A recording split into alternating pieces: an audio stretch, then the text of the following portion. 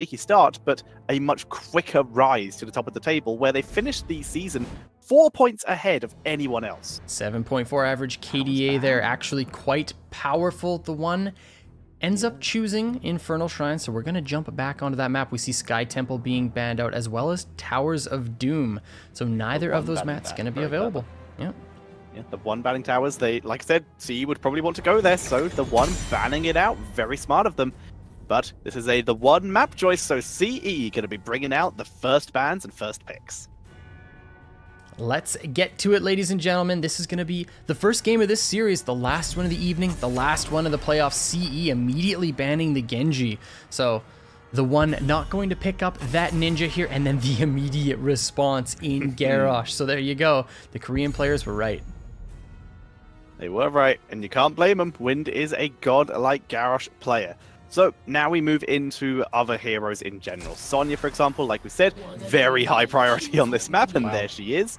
So immediate lock in there. Now, this does leave straight away TheOne to go in for their more usual style. They have Malfurion available, they have Stukov available, Junkrat could be picked up very quickly here for Lucky. They have a lot of good options here. Emphasis on Tychus as well. You see that Sonya knowing that there's going to be another high health pool hero on the side of CE, so something that could come through even as early as the 1-2 pickups for TheOne in the early stages of this draft. But yeah, I would definitely see a hero like Stukov, Malfurion coming through as well. I don't really see any priority picks on Warriors for the 1-2 pickups here. Maybe even just like a Hanzo or something. I like that. Like the mouth seems pretty good. If not, the Hanzo with someone like that would also be very acceptable. I'd like that. Or the Junkrat, whichever one they feel more comfortable on to bring out very early. There's the Malthael, and there's the Malfurion. So similar to what we've seen so far in this, the Malthael picked up early, and also it challenges that Sonya. Yeah, in the one-on-one in the lane, not so much, but just the fact that you threaten kill potential on the Sonya with the last rites. I like the pickup for TheOne, but CE, they've got their Sonya. What else do they combine with this one? Is there supportive choice Stukov in this context? CE, their supportive choice would actually have been Malfurion, so it's kind of interesting to see that stolen away so quickly. They do still like the Stukov, but CE, one of the few teams who are really, really comfortable bringing out someone like the Rhaegar or someone like that, going to a bit old-fashioned, actually having a cleanse every now and again could be a big deal. Even an Uther has been pretty popular for them in the past. It could even work here too. You've got the Sonya spinning, you got the lightning shields on top of it, a lot of emphasis on the shrine, so that could be a pickup the CE decide to go with, but Rhaegar, maybe not a hero that you pick up this early in the draft. We'll see what CE decide to go with. It's a Hanzo and the Diablo, so Diablo just very good for challenging any sort of ranged that TheOne end up picking up, and Hanzo just fantastic with those explosive arrows on the shrine, just to help control those defenders for his team. Yeah, very quick Diablo though into a Malthael. They're going to have to get some kind of control for that. TheOne, they respond with banning out supports. However, once again, Uther's still available, which 365 is very comfortable on. He has options. He seems to be quite happy to just let his team play around him. He seems quite happy to play around his team.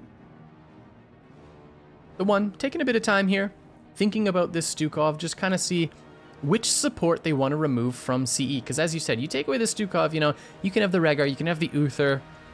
So there are still some options available, maybe even something like a Lucio. Not sure if that's a pick for CE as a potential, but still it could be there. There you go. Stukov is the one who gets banned. But CE, you see that Malthael and the Malfurion, it could be something like a Tychus ban because you have the Diablo on your team and the Sonya, but it's actually the Junkrat instead. So Junkrat just fantastic on this map as well into the into the Sonya, can misposition her with that concussive mine as well as setting up those steel traps just for the zone control. I think that's a solid ban. I agree. Removing that away from Lucky, very good choice here. So now we have perhaps a Tychus potentially for Meng, and then maybe a tank, or maybe they want to hide their tank until we know exactly what kind of damage CE will be bringing to the table. Like if it's a Tracer, maybe you want the Varian, for example. You need to be prepared for that kind of option. Yeah, you can flex the tank here for sure, because it's not like you're going to get banned out, or if it doesn't look like they're going to run another tank. Already is the Sonya and Diablo on the side of CE, so I actually think that's a fantastic idea. Tychus would look really good here. Diablo would get challenged quite heavily by the Malthael and the Tychus. But aside from that, Hanzo is picked up. You know, we've seen the likes of Gul'dan showing up on this map. It could be the hero of choice here as well. Yeah, and maybe like a Johanna or something. Muradin, they've run their tanking quite early, so that's Muradin for Hehe and Tychus, most likely for Meng, which means they've got a lucky hero hidden in the back wings. Tychus does make the most amount of sense there. I think that was a good choice for sure. Because yeah, it challenges the Diablo and the Sonya very well, and I just love Tychus on this map because of how synchronous the Odin and the objective work together, especially post 20. We saw the value of that talent coming out, and it's the Maiev and Alexstrasza. You know, Alexstrasza just absolutely powerful on this map. I am so excited to see her come out here, and this is the first time we've seen Maiev in quite a while. It is. First time today, at least. We saw her yesterday a little bit. But in this game, first time we are seeing her locked in. So, going to be Maiev most likely going to be played by probably Zhuyu, maybe KTY. They have a little bit of flexibility there. I think Zhuyu might actually stick to the Sonya. We'll have to see how they flex on that one. All we know is Alufal is almost certainly going to be on that Hanzo, and we'll have to stay hyper safe because him and 365 are super vulnerable compared to the rest of the team. Jeez, this is a scary draft from CE, especially considering the map of choice. Like, Maiev, her control over the Shrine is insane. You know, you got Sonya and Hanzo as well. This is so terrifying from CE. If you're the one, what is your last pick? I really do think it's something like a Gul'dan. I don't think they'll go Chromie again. We saw the Chromie played into the Alexstrasza, but it's a little bit different. But it's actually the Cassia instead. Okay, so a little bit of a different style. I'm concerned about the Cassia. I feel that that might be a slight over-reliance. It's an issue I personally think China has had a lot, where they have had a little bit of an over-reliance or an overvaluing of Cassia, especially against other regions. If they bring this to the mid-season brawl, that is going to be countered. The other regions know how to deal with Cassia, but it still pops up in China, potentially a little bit more, too much, I would say. It's a good hero. It's okay in certain scenarios. In this case, I don't really see the value as much. Like, a lot of Maiev's damage comes from the Fan of Knives, Sonya, a lot from the Whirlwind and the Hammer and the Spear. But in this case, just the survivability in the micro could be okay. I'm concerned. They have to go lightning through it for me to be okay with this. And if Cassia steps up, you know, that gives Diablo an opportunity to find the engage, and same with the Maiev. So I'm with you. The Cassia does seem like a little bit of a difficult pick here. I actually really thought that TheOne were going to run Gul'dan because it worked well last time they played it on this map, and it just looks good. You know, you've got a lot of the control in a single area, and Gul'dan works so well on this map. But it is the Cassia. You know, how is it going to work? You know, you can maybe get the blinds on the Sonya and the Hanzo perhaps, and if the members of CE are grouped up a lot, you know, you're going to get some of that value from charged strikes. So we will see if this draft ends up working. Here we go, ladies and gentlemen. Game number 1. Let's get to it. And spawning on the left-hand side, it is TheOne with Hugo on Malthael, Lucky on Tychus, Meng on Cassia, ZJZ on Malfurion, and Hehe reprising his role as Muradin. On the right in red is CE. We've got Alufal on the Hanzo, Wind playing Diablo, 365 on Alexstrasza, KTY on the Maiev, and Shuyu on Sonya. Going to be an intense game right from the start. Full abundance build coming in for Alexstrasza right off the bat. That is going to be fantastic. Nice's Memento for the Maiev. Very interesting here. Whoa. And Perfect Storm and Thunder the Lightning Fury build coming in from Cassia. I'm digging that. I think that is the only way they're going to be able to play this Cassia with any kind of efficiency and safety. Usually it's charged strikes, but not today. Hehe getting caught a little bit there. There goes the Umbral Bind, pulling him back, but should be able to just fill up that health bar. This is the Muradin, so the trait is going to come into effect here. But same time, immediately, Sonya on the top wave, pushing that out for her team, just generating some side lane pressure. So no, neither team getting any kind of first blood or anything like that, but both teams already beginning to fire in shots at the minion waves, cleaning up as best and efficiently as they can. with Sonya playing very safe in the top lane. She knew Tychus had rotated up, so she actually was able to avoid that as 365, playing very far back compared to the rest of the teams, even slower in the rotations to make sure that he doesn't get caught out. If there is any kind of gank, it hits his allies first. CE focusing on their Khazra camp, and same with TheOne, so very neutral early game so far. Nisha's Memento and W build for the Hanzo. So just focus on being able to clear is the Maiev, and I actually think that's the appropriate choice here. And that's basically all CE and TheOne have been doing so far, just focusing on these waves. No team really stepping up and fighting each other, aside from the beginning when that bind landed, but no kills yet. Just very evenly matched, both of these teams just gauging out their opponents. Yeah, super chill for the start here. Let's see what they can, if either of these teams can actually turn up the pressure before the objective, or whether we're going to be waiting for a full Shrine team fight, which could be quite amusing. Sonya rotating down to her team temporarily here. Wind and Hee continuing to have their little passing in the night. Not so much a fight, they're just sort of rotating together while trying to demount each other. Yeah. Malthael, you know, it's good if you try to avoid this one, but Wind finds the engagement on Hee, and he's so very low. Almost the last auto attack from Eluful to secure that first blood, but Hee escaping again. The elusive Muradin indeed. This will steal the camp though, especially thanks to the healing at 365. Everyone's pretty much topped back up again already. And they're going to be able to pull themselves back so they don't get in trouble. Minion wave, looks like a couple minions were actually lost in the top lane, but it's not so bad. CE still keeping up in terms of XP. They've got a camp on their side now, and as long as Zhuyu survives this, which he might thanks to the Diablo tackle, but no, Tigers with the tracking overkill will be enough for the kill, especially thanks to the Reaper's mark by the Malthael. First blood going over to TheOne with that tricky rotation mid lane, picking up that kill onto the Sonya, and yeah, it was actually almost all of the top wave missed.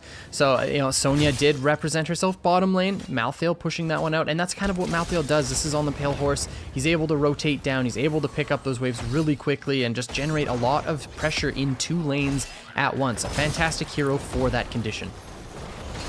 So Alex Strata going with personal safety over team empowerment here, going with the exuberance as opposed to the surge of vitality, despite the fact she is going for a circle of life at level 1. Both these teams just posturing up. CE's draft is quite strong on the Shrine, so they're going to look to try to establish a little bit of control here. Dragon Queen likely going to come out soon to try to challenge this one, and here comes Maiev with the engagement. Ooh, he just escaping on that one. With a good pull in, the blind expires. Wind unable to get the overpower, is now in danger. Move to the abundance though, will get the heat. Is it enough to save him though? Wind pulling back takes huge damage, but will survive. Malfurion killed off as the counter though, as Zhuyu shreds the back like KTY. Heal him! KTY gets healed off by 365, and they stay alive. And now Zhuyu is taking some good damage from Hugo, who is winning the 1v1. Lucky is forced back though, and Eluful picks up the kill. CE take that fight and the first Punisher. Lots of kills going over to CE. First objective in their favor, and that is the power of Dragon Queen. It was popped quite early, around the 20 Skeletal Defender marks. Pushing in was CE. They found the kills, they find the objective, and now they have their focus set on mid wall. Likely that's all that's going to be taken from CE. You know, chances are the fort doesn't go down. Yeah, members of CE already looking to rotate out. Wind mounting up and running down to this bottom lane. So just controlling the camps off of that objective. So nothing too crazy, but still, it's worth mentioning. They get that mid wall starting to open up this map in favor of CE. Maxraza continuing to go for some resource management and the ability to keep exuberance up as much as possible. Life Blossom coming in here. Pretty much basically one of almost every talent. So currently she just needs a Flame Buffet talent and she's covered the spectrum. But CE continuing to rotate around, clearing the lanes, trying to put pressure onto the lanes to gain advantages that way. And look at the talents here. We're seeing the touch of death coming in here from Malthael. He realizes that his 1v1 lane is not winning his team the game. Needs to play something a little bit sneakier. Yeah, not going for the massacre in a, in a fight that involves a lot of heroes being clustered in one area, so kind of focusing on the single pickup with the last rites instead of just the area effect of massacre. So we'll see if that one ends up paying off, but Hee looking for this rotation, finds the storm bolt, but that's not really the target you want to find it on, and Wind just with the toss over, but he's in a lot of trouble, actually taking a lot of damage as the Diablo. Just makes it in the abundance there, able to get healed up, clutch save, very lucky mod. but he is still able to survive. Meng forced back, even takes some Kazura hits on the way out. And Diablo is able to heal up. I love the way that Sonya is playing this one too. You know, just quite safe most of the time. Yes, she did get ganked, and as I say this, HP pool starting to diminish and losing some of the top soak. But for most of the early game, you know, she was playing quite safely top because, as we know, you know, this Malthael can really chunk her up. But look at Muradin in the side here, finds the Stormbolt auto attack. Does she go down? She's spinning. Oh, Skullcracker almost got out. That whirlwind, like you said, the Skullcracker stops the whirlwind, but the healing was just enough battle rage keeping her alive, and Sonya barely survives. Level 10s now here for CE. Hanzo flirting with the idea of Dragon Strike? I don't think so. Or is it the Dragon Strike Warden's Cage APOC combo? Is that the Wombo we're going to see? I don't think. It's got to be Dragon Arrow. I mean, I'd like to see what you're throwing out there, dude. I want to see it, but I just don't think. As Diablo finds Hehe and uses him as an escape route there, as Alufal pulls back, keeps himself in a safe position. He's still holding. He's waiting for Malthael. He's waiting for Muradin, seeing what they're going for, because Muradin's holding as well. Muradin finally going for the Avatar. Tormented Souls for the Malthael. Oh, okay. So it's interesting, the Touch of Death and then Tormented, so not actually going in for the full pick style. Yeah, so just the anti-heal instead, so the full team fight. I love it. Okay, still holding this heroic. I'm just staring at it the whole time, you guys. I need to know what is going to happen with Alufal. You know, just scouting out with the Sonic Arrow. Objective is spawning bottom side, and both of these teams, heroics online, likely going to see a pretty explosive fight. Let's find out as KTY dances away from any kind of immediate danger. Looks like Zhu isn't going to be grabbing his own mercenary camp here. Abandons the Fallen Shaman, despite Malthael grabbing his teams, as we see the One beginning to move their way down to the objective. CE, though, with a numbers advantage, will get a bit of a head start here. Yeah, so BTG, or sorry, the One with a little bit of a, you know, advantage here during this phase, having that Fallen Shaman push topside, and now the members of the One are stepping in. Lucky taking a lot of damage, needs to pop that Odin and get out. Warden's Cage, Dragon Strike, the Dragon becomes them! As we two members going down, Sonya already deleted though, as in comes the Cleansing Flame! And the One are completely cleansed from this objective area, as CE take their second Punisher of the game. I'm shivering. Did I just wish that into existence? I think I'm so happy that we got to see that. The Dragon Strike combo. This is CE. What a combination indeed. The Warden's Cage Dragon Strike. We were talking about it and we finally see it, but now Alufal actually gets caught up by the Muradin, the duelist indeed. Shuyu trying to pick up the consolation prize. Does he find Hehe? Can he get the shit? Oh, the spear to stop the jump, but Hehe's going to be able to use Avatar and walk away from this one, or step in and duel. I thought he was going to fight it. I thought he was actually going to fight that one. He's 1v1ing anyone he meets, but in the meantime, bot went down. Front wall is actually going to take a pretty decent amount of damage. Only Hugo's been left to deal with this. CE really, really playing well here. Oh my gosh. So opening up the map, you know, mid fort is quite low. Bottom, obviously taken. Level 13's here for them, but 13's on the way for the One, so going to be picked up really, really soon here. Lucky and team picking up their Kazura camp. So just looking at getting this 13. Meanwhile, Shiryu catching their Fallen Shaman camp, going to be pushing topside. Both these teams now on the same talent tier, so technically they can take a fight, but the team fighting potential from CE with this combo is huge. They're holding it together as they move in, cleaning out the mercenaries as fast as possible. We already see Circle of Life complete for Alexstrasza. That's a pretty big deal for that amount of sustain. Lightning Fury already up to 23 stacks as well, so not bad there either. As down goes mid-fort. Here comes Diablo. They're looking for Hehe as he's already used Avatar. It's not off cooldown. Here comes the Warden's Cage. The Dragon becomes you as they get deleted. Are you serious? Bolt of the Wardens even saves KTY from Lucky as Lucky goes down. 4 for 1 in favor of CE. I just don't know what to say here. Look at this Shuyu on the front side, just taking some damage from Lucky, but he's okay. Look how big the Warden's Cage is. Huge stun Dragon Strike on top of it. So much damage from this Hanzo, picking up kill after kill. Auto attacks onto Lucky. Another one that is 4 kills for CE. The rotation topside, picking up another fort, and this is a 3-level lead at this point for CE. They look dominant right now. Hanzo's getting mercenaries, top lane's pushing in, Sonya's back. They're going to be able to contest Fallen Shaman camps pretty soon if they want to. They look so far ahead right now. Hehe is pretty much the only one able to survive these kind of engagements thanks to Dwarf Toss.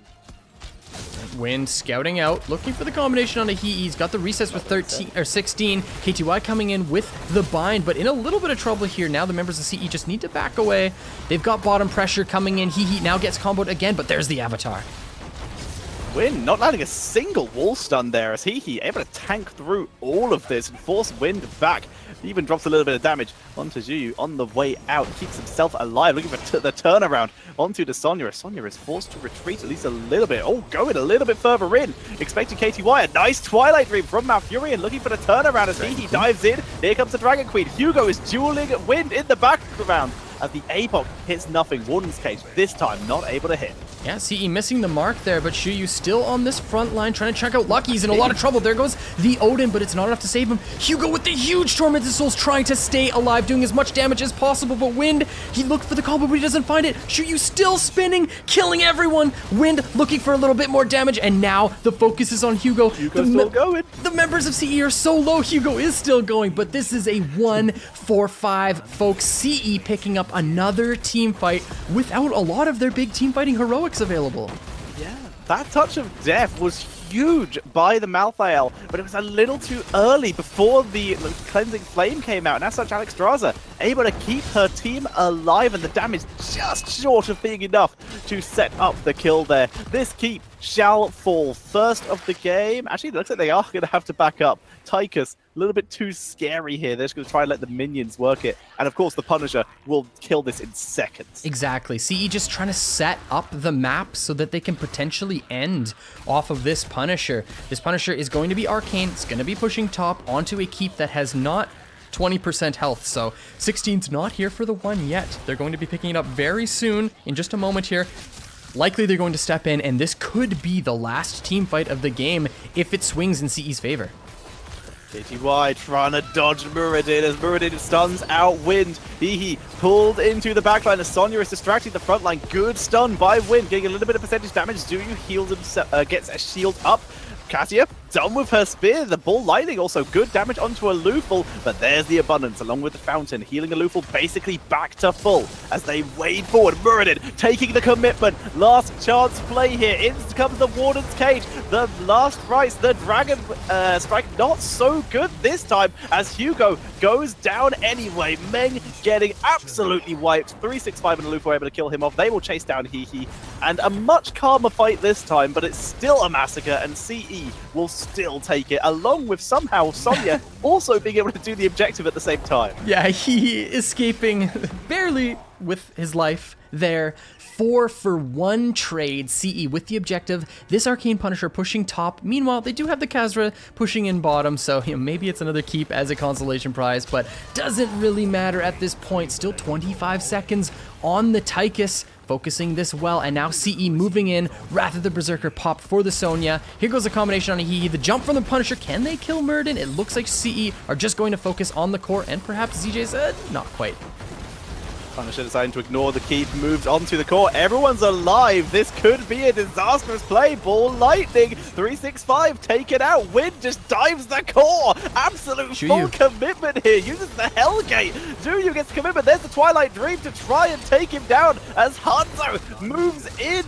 They might have overcommitted to this. The Punisher is still healthy. Arcane Sentinels on the core. Dragon Strike ends the game. And that is GG. CE takes game number 1. That was a spicy first game. Warden's Cage, APOC, Dragon Strike, you know? When we saw that question mark above or beside whatever it is, Hanzo there, we were like, wait, is this the combination? And of course it was. They find that team fight, and it was a couple times where they just got that massive combo, just absolutely obliterating their opponents in these team fights. That was an insane game number 1. And super well played, especially to Maiev, I've got to call out. Those were some pretty decent Warden's Cage, some very patient engages, a lot of pressure onto the Muradin, who otherwise would have had a lot more freedom. Then, of course, Wind, those tackles. Even though he didn't get too many wall stuns, he was still creating a lot of pressure. Absolutely. I liked the way that Diablo and Maiev kind of played together. You know, that's how they work, obviously. Diablo finds the CC and then Maiev with the binds off of it, but man, those Warden cages were actually terrifying. If you are the one, who are you focusing? Do you focus the Hanzo? Do you focus the Maiev? Like, so many members of this roster look like they're able to carry. This is a scary team. They really are. They really are indeed. But for now, that is only game number one. The one, they still have so many tricks up their sleeve. And see, they have been known to just sometimes pick up a draft that can sort of give their opponents free wins in the past. They need to keep their drafting under control, keep thinking logically through it, because that was pretty good. It certainly was.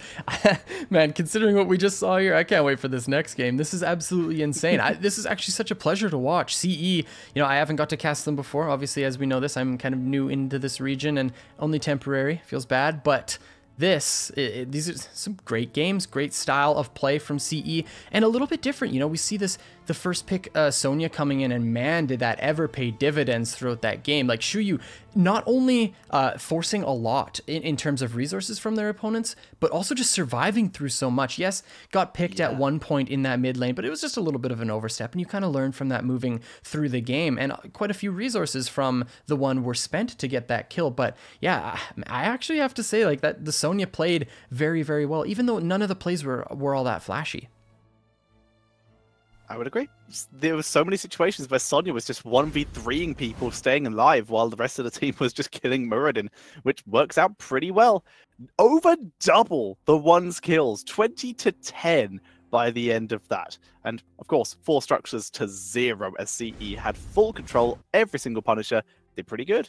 Yeah, and kind of without saying here, Aluful with that MVP, the Hanzo 8-1 and 12 on that KDA, just absolutely insane. And of course, folks, it was Dragon Strike, so something a little bit different, but did it ever combine well with the synergies on the side of CE's draft?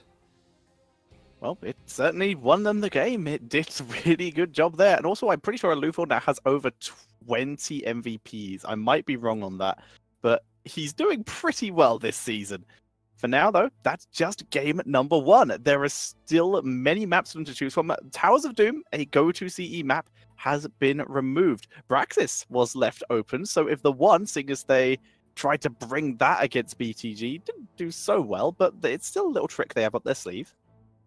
Speaking of Aluful, you know, I guess it's a little bit late here, but here we go. So CE with the pick on Tomb of the Spider Queen. But real quick, like, when I first met him, it was at BlizzCon, and it was when Temple Storm was playing against him, and he did the map picks and the coin toss against my team. And I just remember, you know, meeting up with him there and talking to him.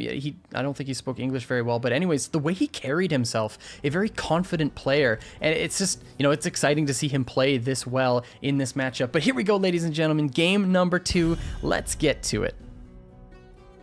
And this is going to be TheOne's ban, as this is Tomb of the Spider Queen, a CE map choice here.